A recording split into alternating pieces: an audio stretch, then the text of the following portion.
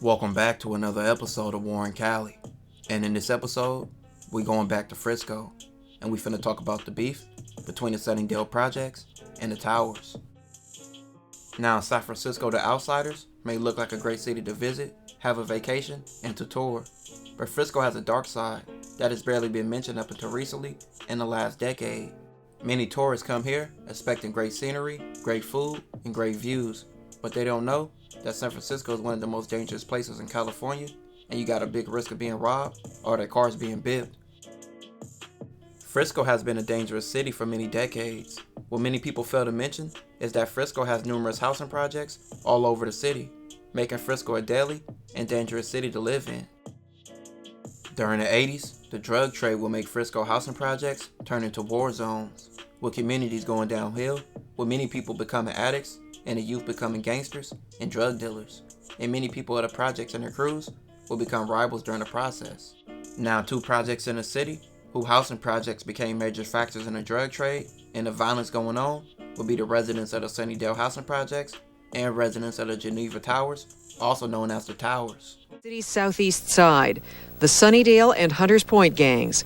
SunnyDale, also known as Swampy Desert, controls SunnyDale Avenue to Schwerin Street. It has 110 members, and police say it's one of the most aggressive and well-armed symbol of the drug-driven violence that seized this community was just up the block at the notorious Geneva Towers, two low-income high-rise buildings where drug dealers ruled. You could not go out into the hallway.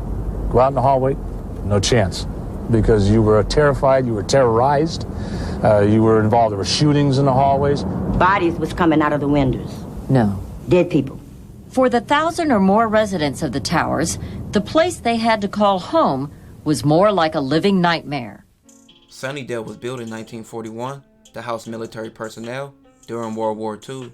After the war, purposes of the buildings would change, and it would later be to house low-income residents. Over the years, SunnyDale's population and residents will have a heavy African-American presence, with many black people getting placed in the area, but over the years, living conditions in SunnyDale will become terrible, and a lack of opportunity will create the SunnyDale, which is known today. And with over 760 units, this will put many people at a disadvantage and create the violence that we know today. Now the towers, when the 20-story 567-unit buildings were built with federal money in 1967, the buildings were meant to be exclusive, private dwellings. At first, the buildings were meant to be filled with a mix of doctors, lawyers, and people of income. But by the late 70s, the towers became predominantly black and low income, and the management of the towers let them buildings go downhill. In the 80s and 90s, newspapers will often be talking about how deadly the towers was. The city ordered the destruction of the Geneva Towers by 1998 after years of homicides, drug dealing, and several reported crimes. San Francisco today to witness the end of an era. In a matter of seconds, a public housing project that was both a center of crime and an eyesore came tumbling down. Two buildings are now just a pile of rubble. It was quite a scene in San Francisco's Visitation Valley this afternoon. The stage had been set for the implosion of the notorious Geneva Towers, and thousands of people from all around the Bay Area went to see the buildings come down. Thousands came to witness San Francisco history. The surrounding hills were dotted with spectators. Others took to their rooftops. The setting was like a theater, with the Geneva Towers acting as star of the show. The towers were later replaced with lower density units since the crackdown on drugs in the mid-90s. With the demolition, crime in the area was reduced, but it didn't mean crime stopped. With the towers on SunnyDale being so close, basically being in the same area, at first, those two projects wasn't at war. But things will later change, and the younger generations will take this beef to another level. And this beef will lead to murders, rap beef, and a war being posted to social media. From 2007 to 2010, over 10 murders would occur between both sides, and this would give both sides a gang injunction. One of the most impactful murders during that time will be a 15-year-old boy named Trey Deuce. Trey Deuce was from the Towers, and he would be killed in June of 2008. He was chased down and shot to death outside of a school. By 2010, SunnyDale would lose the beloved young member named Pete Spunks. Both of these young dudes would later be dissed in several songs, and deaths like these two is which caused the gang injunction, and police doing several gang sweeps and banning many gang members from the area to calm the violence. With that happening, crime in both areas will start to reduce, but that didn't mean the beef would stop. In 2012, the war was in full-fledged.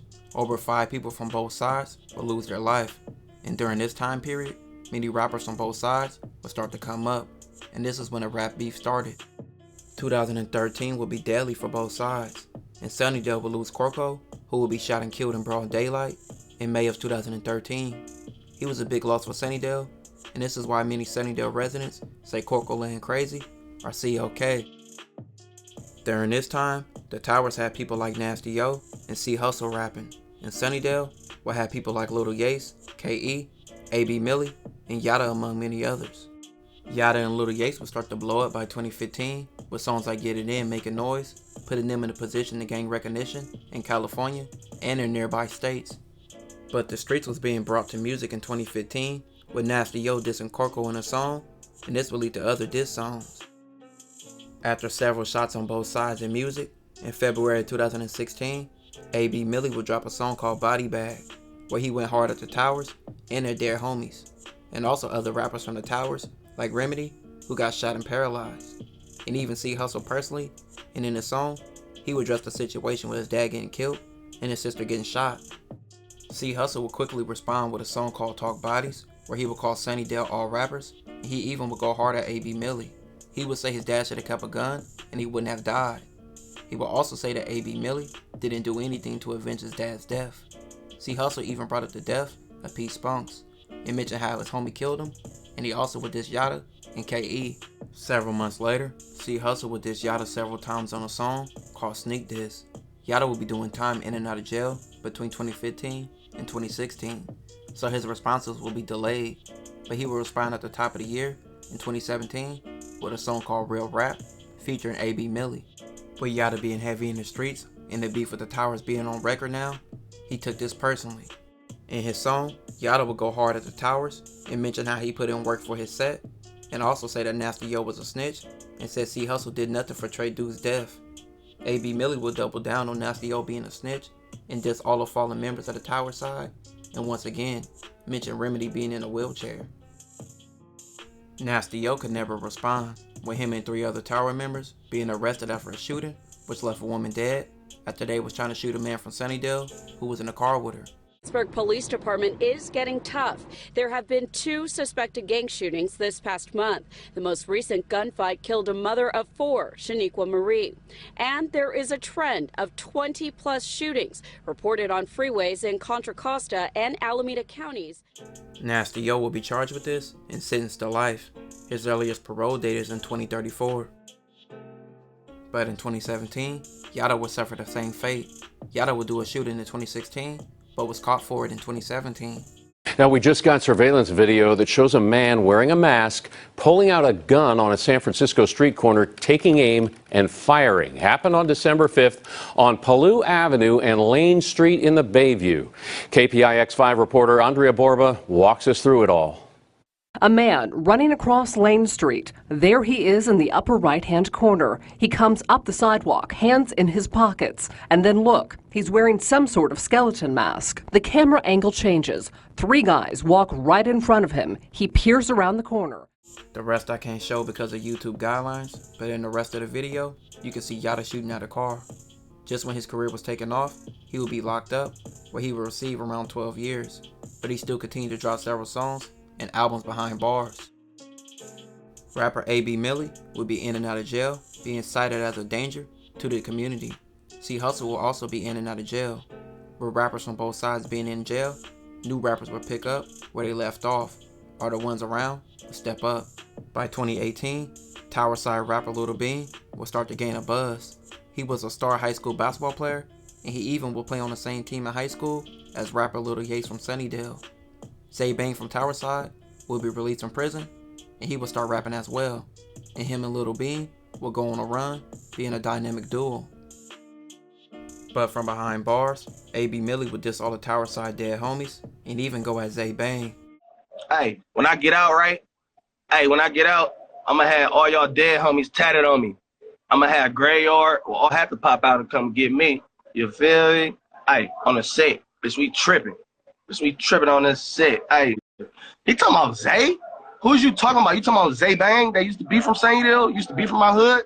Then he went down to the Towers because he was a sucker, because he used to get punked. SunnyDale still had rappers like K.E. and Lil Yates holding it down for them. But with Lil Yates being shot and killed in 2020 after being set up by his ex-girlfriend, this will be a big loss for SunnyDale. 6-year-old, whose real name was Mark Antonio Alexander, was shot multiple times early Saturday morning. But who did it and why remain a mystery. In fact, it's not even clear why he was in the East Bay. We really don't understand why he was out here in Dublin. We know he lives in San Francisco. We know he's got a production company in Novato. So what was the tie here in the city of Dublin? Rapper was shot. They found his car parked along this street. They say he was shot outside the car, and a good Samaritan saw him stumbling around and took. SunnyDale will gang another rapper, with Ray Rizzle starting to rise. Ray Rizzle will get a buzz with songs like Get You Gone, Reasons, and Funerals. He often collabed with his homie Keek Mayo. The beef will pick back up with the Towers losing a member named CG.